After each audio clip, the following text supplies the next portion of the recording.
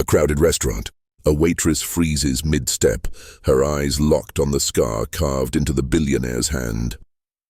Her breath catches. She's seen that scar before.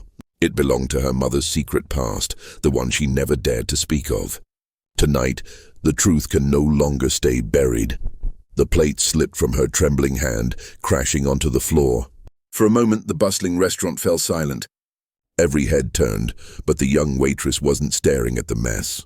Her gaze was locked on the scar that ran across the billionaire's hand, an ugly mark, jagged and raw, cutting through the skin like a brand from the past. No one else seemed to notice. To them, he was just another powerful man, dressed in tailored suits, speaking in calm authority, controlling the room without lifting his voice. But to her, that scar was the ghost of a secret her mother carried to her grave. Her name was Emily, 22, quiet, hard-working, the kind of woman most people overlooked. She was used to long shifts and unkind customers, but she bore it all with silent dignity. Yet tonight, as her eyes locked on that scar, her whole world shifted. Emily's mother had raised her alone. She spoke little of her past, only that once, many years ago, she had worked for a man whose power was unmatched. But in her final days, her mother whispered something strange.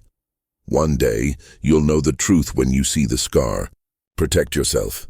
Those words had haunted Emily, though she never understood them, until now. The memory of her mother's tired eyes, her fragile hands holding Emily close, filled her chest with both love and sorrow.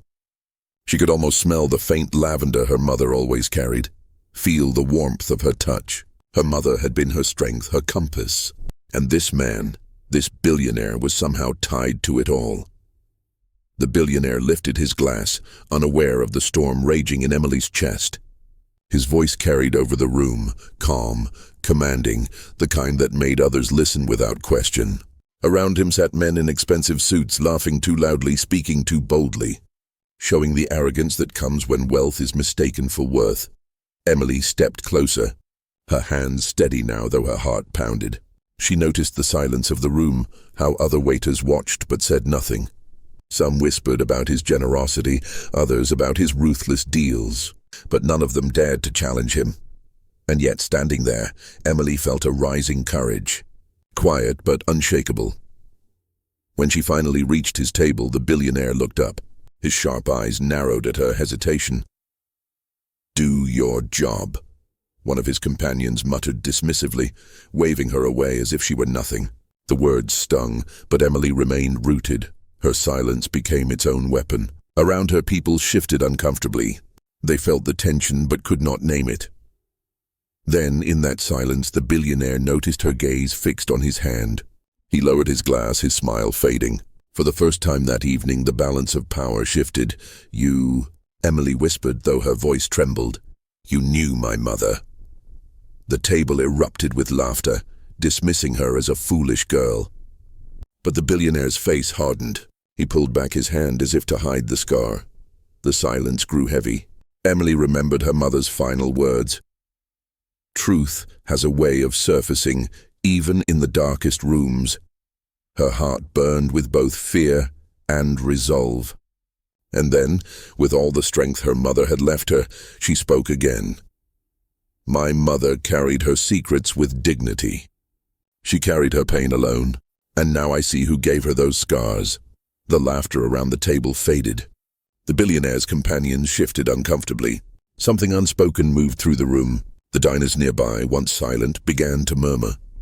The billionaire leaned back, his eyes locked on hers. For the first time, he looked less like a man in control and more like someone exposed. "Scars," Emily said softly, her voice carrying despite its gentleness, "are not marks of shame. They are stories, and some stories don't stay buried forever." The words struck deeper than any accusation.